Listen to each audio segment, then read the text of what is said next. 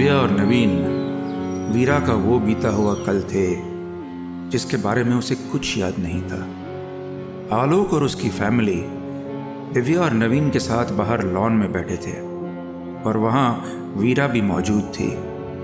नहीं, वीरा नहीं, अब वो संजना थी। उसका पुराना नाम और अचानक से उसके दोस्तों का आ जाना, सब कुछ बहुत जल्दी हो रहा था उसके लिए। जहाँ संजना परेशान थी वहाँ आलोक के मन में भी सवालों का एक सैलाब उफन हो रहा था। वो दिव्या और नवीन के बारे में और जानने के लिए उतारू था।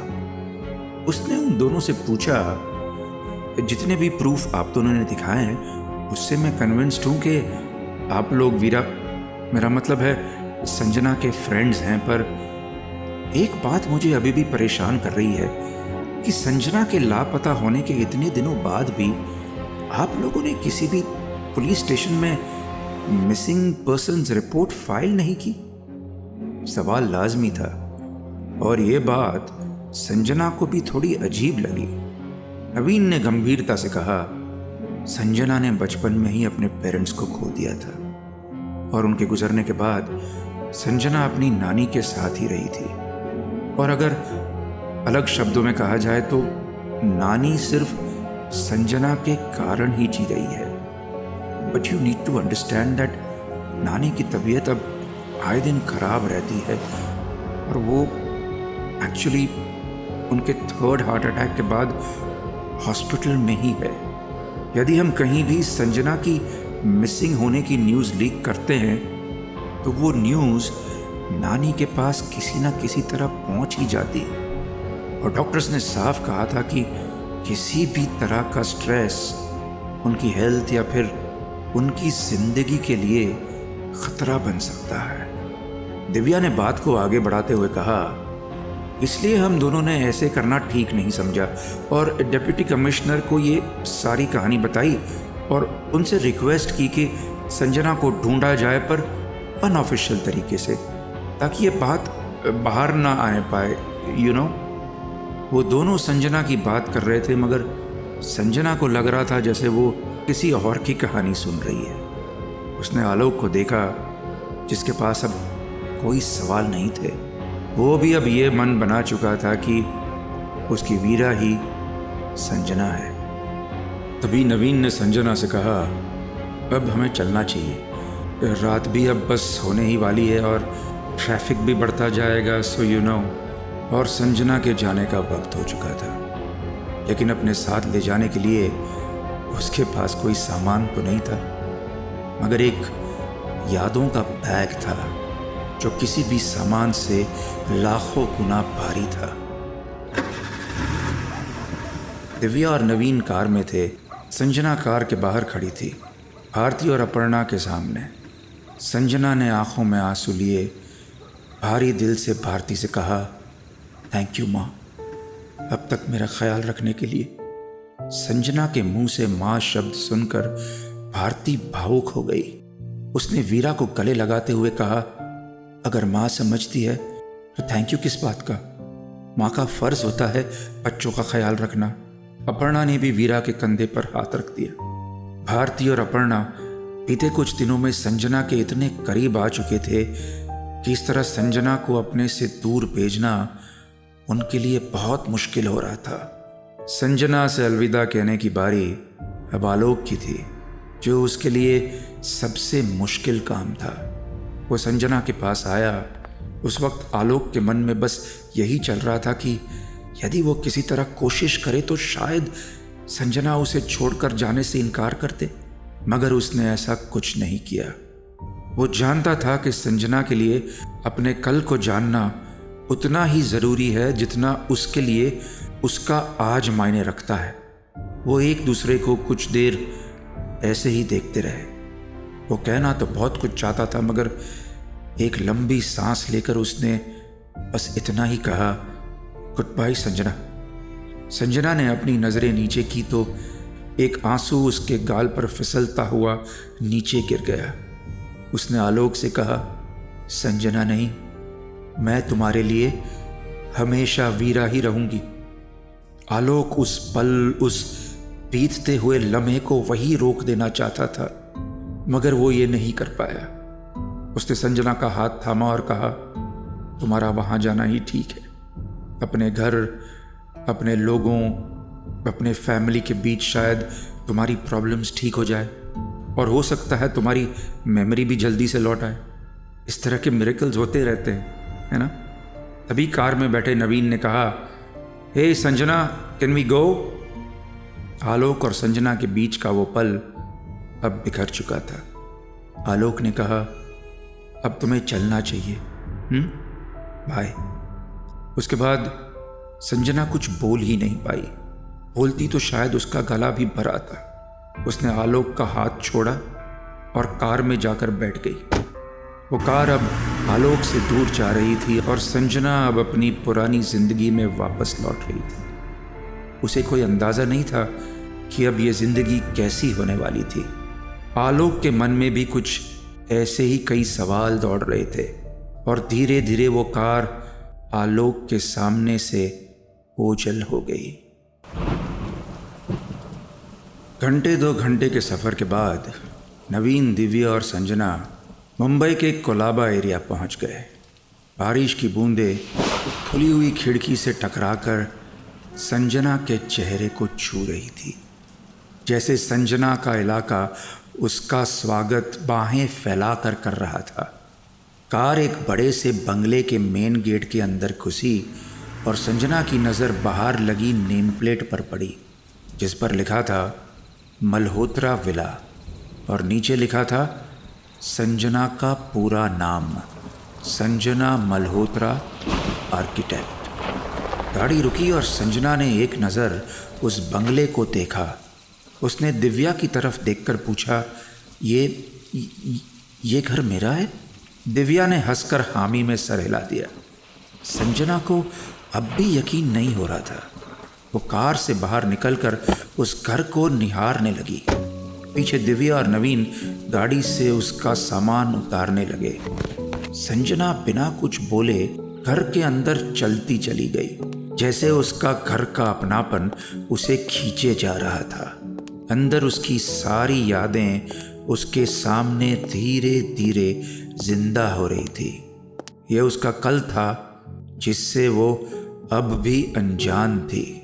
हॉल में घूमते हुए वो कोशिश कर रही थी कि काश उसे कुछ याद आ जाए। दीवारों पर लगी उसकी तस्वीरें उसके बीते हुए कल का कुछ अहम हिस्सा थी। एक तस्वीर थी जिसमें हाथ में गोल्ड मेडल लिए स्कूल ड्रेस में संजना खड़ी थी। वो लम्हा याद ना होने के बाद भी उसके चेहरे पर एक मुस्कान आ गई। कुछ तस्वीरें थी जिनमें वो अपनी नानी के साथ थी।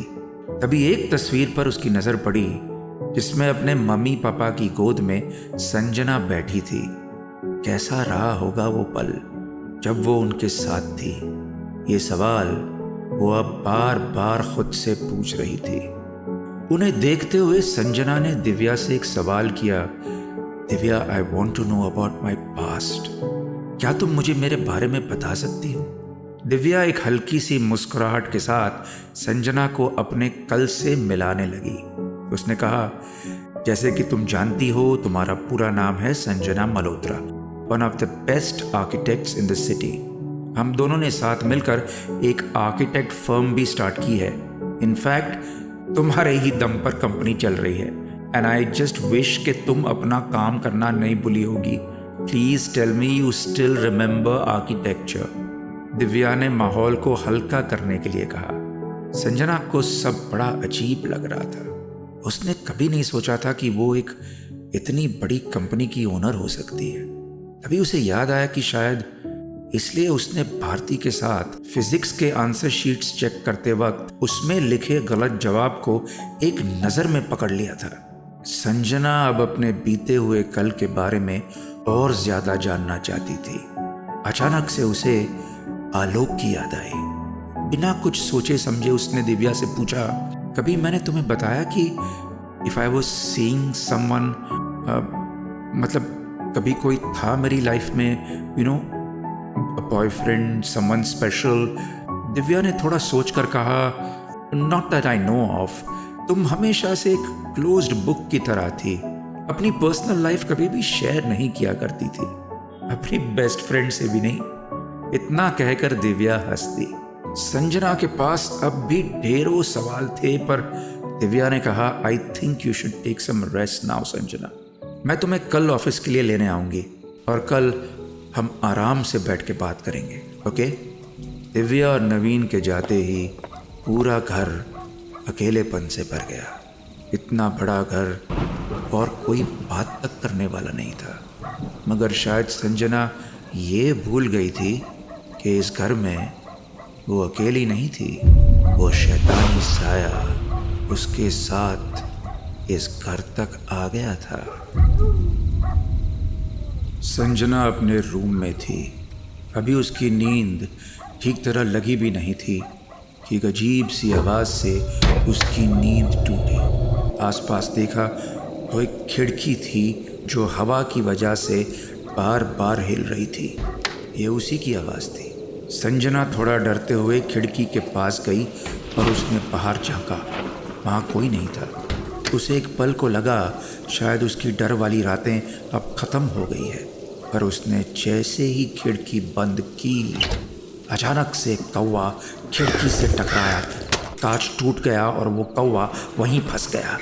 संजना चीख उठी। वो मन ही मन में जिस बात के ना होने की दुआ कर रही थी, अब वही हो रहा था। अचानक घर की सभी खिड़कियों से हजारों कौवे उसी तरह टकराने लगे। वो खाली घर उन कौवों के टकराने की भयानक आवाज़ों से गूंज उठा। वो घबरा कर भागती हुई उस कमरे के बाहर निकल आई और घर में कोई ऐसा कोना ढूंढने लगी जहां उसे ये आवाज़ें ना आए, मगर हर कोशिश नाकाम थी। वो काला साया उसके पीछे पीछे यहाँ तक आ गया था और इस बार संजना अकेली थी। वो जानती थी वो जब चाहे उसे चोट पहुंचा सकता है, पर वो शैतान संजना को मारना नहीं, उसे डराना और तड़पाना चाहता था। वो साया अब संजना के दिमाग से खेल रहा था। संजना के लिए अब सच और धोखे में अंतर कर पाना बहुत मुश्किल हो गया था। संजना को जब काफ़ी मशक्क़त के बाद भी कोई छुपने की जगह नहीं मिली तो हार कर उसने अपने कानों पर हाथ रख लिए और सारी रात उस घर के अंधेरे कोने में पड़ी रही। वहाँ कोई नहीं था जो उसको इस खौफनाक मंजर से बचा पाता। यहाँ एक डरावने सपने से आलोक की नींद टूटी। उसके माथे पर पसीना और मन में एक अजीब सी बेचैनी उठी। वो कुछ देर ऐसे ही बैठा रहा। घड़ी में देखा तो सुबह के 3 बजे थे। उसे रहा नहीं गया और अपनी कार की चाबी लेकर घर से निकल ही रहा था कि पीछे से एक आवाज़ आई, इतनी रात को कहाँ जा रहे हो बेटा? आलोक पलटा और देखा वहाँ भारती खड़ी थी। उसने अपने बेटे के चेहरे पर परेशानी एक बार में भाप ली। वो पास आई और बोली, क्या हुआ? तुम कुछ ठीक नहीं लग रहे हो। आलोक ने घबराते हुए कहा, माँ पता नहीं पर लग रहा है संजना ठीक नहीं है। वो इस वक्त अकेली है और किसी बड़ी प्रॉब्लम में है। I can really feel it. मुझे उसके पास जाना चाहिए। आलोक ये कहते कहते लड़खड़ा गया। संजना को लेकर उसका अंदाजा सही था। भारती ने उसके कंधे पर हाथ फेरते हुए कहा, बेटा I know how much you care for her, मगर अब वो वीरा नहीं संजना है और हम संजना की लाइफ के बारे में कुछ नहीं जानते। क्या पता जहाँ वो गई हो वहाँ उसका ख्याल रखने के लिए शायद कोई करीबी दोस्त या उसका हस्बैंड भी हो सकता है। आलोक को यह सुनकर एक धक्का लगा। संजना की जिंदगी में किसी और के होने के ख्याल ने उसे परेशान कर दिया। वो कुछ बोल ही नहीं पाया और वो कुछ बोलता उससे पहले भारती ने कहा, हमें भी संजना को उसकी पुरानी जिंदगी को ठीक तरह समझने के लिए कुछ वक्त देना होगा और इस बात की सबसे ज़्यादा रिस्पॉन्सिबिलिटी शायद तुम्हारी ही है, इसलिए प्लीज़ डोंट गो बेटा। आलोक समझ चुका था कि भारती का कहना सही है। संजना को भी एक बार फिर मौका मिला था अपनी ज़िंदगी वहीं से शुरू करने का जहाँ से वो छोड़ कर आई थी। और आलोक उससे ये मौका नहीं छीनना चाहता था। अगली सुबह दिव्या संजना के घर पहुंची। उसे जरा भी अंदाजा नहीं था कि पिछली रात संजना के साथ क्या हुआ था। वो देर तक घर की डोरबेल बजाती रही, मगर किसी ने भी आकर दरवाजा नहीं खोला। उसे ये बात थोड़ी अजीब लगी। घर की एक स्पेयर की दिव्या के पास भी थी। उसने उससे दरवाजा खोला और वो अंदर आ गई। उसने संजना को आवाज लगाई, Sanjana, where are you? Come on, we are getting late. पर जब सामने कोई जवाब नहीं आया तो वो सीधे संजना के बेडरूम में पहुंची, लेकिन संजना वहां नहीं थी। उसने बाथरूम का दरवाजा खोला और वहां भी कोई नहीं था। वो उसे ढूंढने के लिए रूम के बाहर ही निकल रही थी, तभी उसे किसी के हांफने की आवाज आई। उसने सारे कमरे में इधर उधर देखा, मगर कोई नहीं मिला। तभी उसे समझ आया कि आवाज बेड के नीचे से आ रही थी। वो झुकी और उसने देखा वहां संजना डरी सहमी सी बैठी थी। दिव्या ने उसे कहा, अरे तुम यहां क्या कर रही हो? चलो बाहर आओ। संजना ने कांपती हुई आवाज में कहा, नहीं मैं नहीं आऊंगी। वो वहीं है। वो मुझे मार डालेगा दिव्या, मार डालेगा मुझे। और इतना कहकर वो जोर जोर से रोने लगी। संजना के जहन में खौफ इस कदर भरा था कि दिव्या के बार बार बुलाने पर भी वो वहां से बाहर नहीं आई। दिव्या ने किसी तरह उसे समझा बुझाकर वहां से बाहर निकाला, उसे बेड पर बिठाया और फिर पूछा कि वो क्यों इस तरह वहां नीचे छुपी हुई थी। संजना ने उसे अब तक की सारी कहानी बताई और कहा, एक्सीडेंट के बाद मेमोरी लॉस की वजह से मुझे कुछ भी याद नहीं, पर कुछ तो हुआ था उस एक्सीडेंट से पहले, जिसकी वजह से आज तक मैं रातों को ठीक से सो नहीं पा रही हूँ। और तुम्हें अगर मेरा यकीन नहीं होता तो देखो, बाहर देखो, कौवों की लाश पड़ी है, देखो। संजना की बात सुनकर दिव्या के चेहरे का भाव बदल गया। उसकी आंखों में डर उतर आया, पर उसने संजना के सामने अपना डर जाहिर ना करते हुए उसे समझाया, तुम इतने दिनों बाद यहाँ आई हो ना, और शायद रात में अकेली थी इसलिए तुम्हें ये सब लग रहा है, लेकिन ये सच नहीं है संजना। मैं अभी बाहर से ही आ रही हूँ और बाहर हजारों क्या एक भी कौवे की लाश नहीं है। और प्लीज तुम अपने एक्सीडेंट और उसके पहले की जिंदगी के बारे में मत सोचो। Now that you are here, हम साथ मिलकर पता लगाएंगे कि उस एक्सीडेंट के पहले क्या हुआ था। एंड डोंट वरी, आज रात को मैं और नवीन यहीं रहेंगे तुम्हारे पास, ओके? लेकिन अभी यू शुड गेट रेडी, क्योंकि कंपनी के सारे लोग तुमसे मिलने के लिए बहुत एक्साइटेड है संजना। अब चलो जल्दी से रेडी हो जाओ प्लीज। आलोक के बाद भी कोई है जो उसकी मदद करना चाहता है। इस बात से संजना को थोड़ी राहत मिली थी, पर अब ये डर उसकी जिंदगी का एक हिस्सा बन गया था, जो हर वक्त हर पल उसके साथ चलता था। संजना अपनी जिंदगी के पत्ते एक एक करके खोल रही थी, पर मुंबई के बोरीवली सबर्ब के पुलिस स्टेशन में इंस्पेक्टर विशाल कर्माकर के होश उड़े हुए थे। आज सुबह जब वो ऑफिस पहुंचा तो उसके टेबल पर संजना की जली हुई कार की फॉरेंसिक रिपोर्ट थी। रिपोर्ट के हिसाब से संजना की कार से किसी और इंसान के डीएनए ट्रेसेस भी मिले हैं। मतलब जब कार का एक्सीडेंट हुआ उस वक्त संजना के साथ कोई और भी था, मगर कार के साथ वो सबूत भी इतनी बुरी तरह जल गया था कि यह पता लगाना नामुमकिन था कि वो शख्स कौन था। इस रिपोर्ट ने विशाल को सोचने पर मजबूर कर दिया।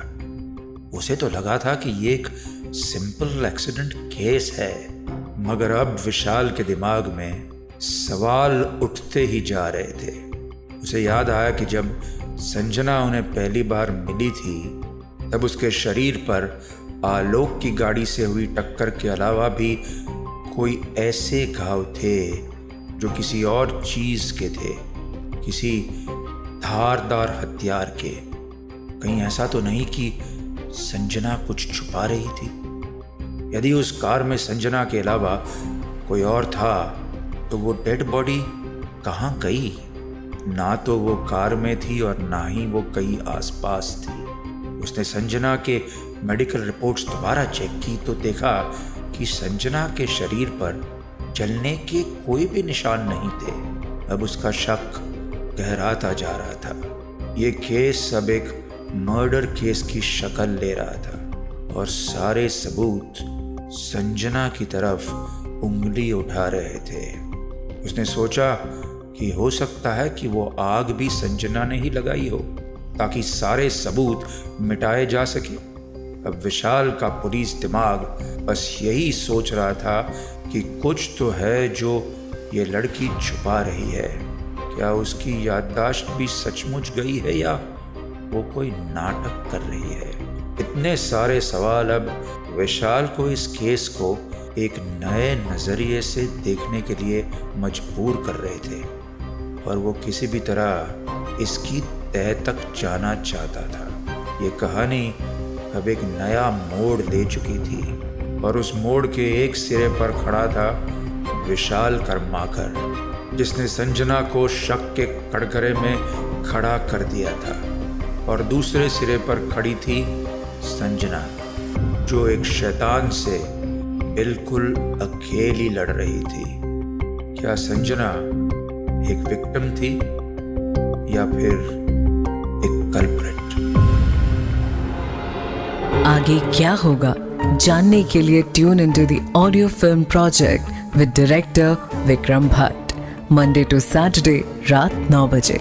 साथ ही से सुनिए रेड एफएम इंडिया और सभी लीडिंग पॉडकास्ट ऐप्स पर। रेड एफएम पर जाते रहो।